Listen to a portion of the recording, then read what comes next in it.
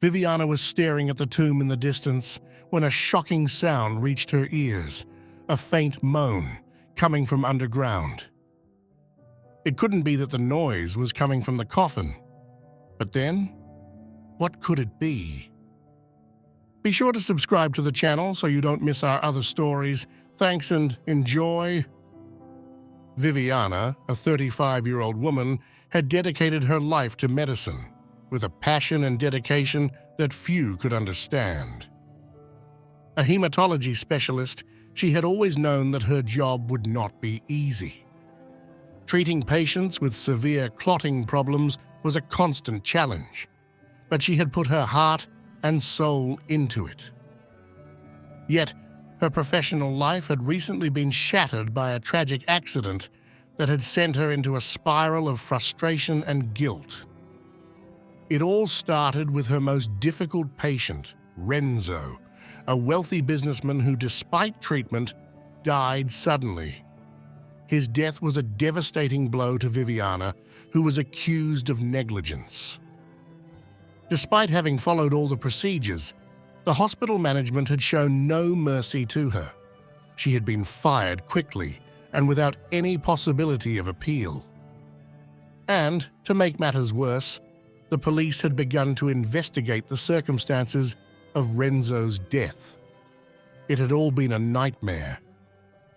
Viviana, now out of work and with a ruined reputation, had found comfort only in visiting Renzo's tomb. Maybe, somehow, paying homage to the man she couldn't save would help her find peace. But that day at the cemetery, instead of giving her the relief she was looking for, turned into an even worse nightmare. As she walked among the tombs, lost in thought, Viviana noticed two unfamiliar figures in the distance, both dressed in black. They were standing right next to the tombstone of Renzo, the man she was paying homage to. Were they relatives? Colleagues? Despite their sober appearance, something about those people made her feel uneasy. There was something unnatural in their movements, almost as if they were not there to mourn. Viviana could not explain it, but a strange feeling of uneasiness pervaded her.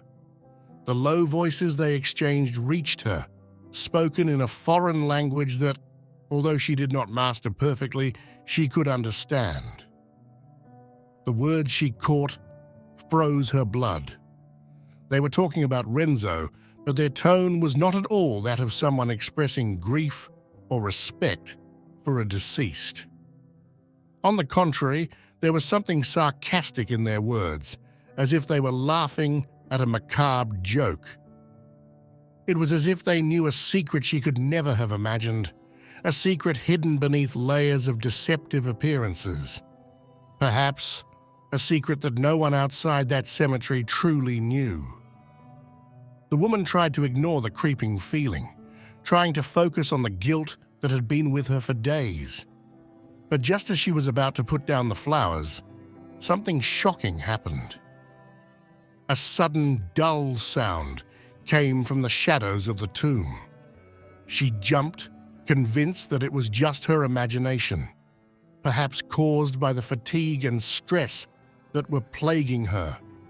But when the sound came again, louder and clearer, her heart skipped a beat. There was no mistaking it. It was a moan, a distressing, desperate sound coming from beneath the earth. Was it really possible that someone was suffering down there? Scared and confused, Viviana ran to the cemetery caretaker, Andrew, an old man who had worked there for years. When she told him what she had heard, he didn't take her seriously at first, but soon after that, something changed. He decided to follow her and brought a shovel and a torch with him. Viviana's hands were shaking as she helped him remove the earth. The noise she heard could not have been a product of her imagination. If you liked the story, leave a like and don't forget to subscribe to the channel. Thanks for your support. There really was someone down there, and after minutes that seemed like an eternity, the two managed to open the coffin. But what they saw left them speechless. Renzo was not in the tomb. In his place was an unknown man, pale and weak, but alive. His name was Lucas, and he had no idea how he ended up there.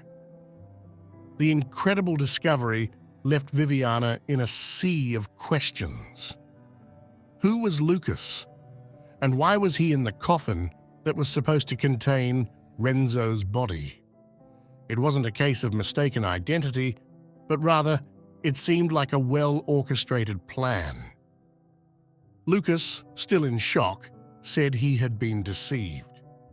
He had been offered a temporary job as an undertaker, but then everything became blurry. He only remembered standing next to a closed coffin and then darkness. Viviana and Andrew decided to help Lucas, taking him to safety. But the whole story continued to haunt Viviana. Where had Renzo gone? Why had he faked his death? With Andrew's help, Viviana decided to investigate. Her research led her to discover that Renzo had been involved in shady business, with huge debts and many enemies. In short, he had more than one reason for wanting to disappear. But that only explained part of the mystery. Why would someone bury Lucas alive? As Viviana searched for answers, the tension grew. Her investigations had led her to contact Tommaso, a former police officer with whom she had developed a special bond.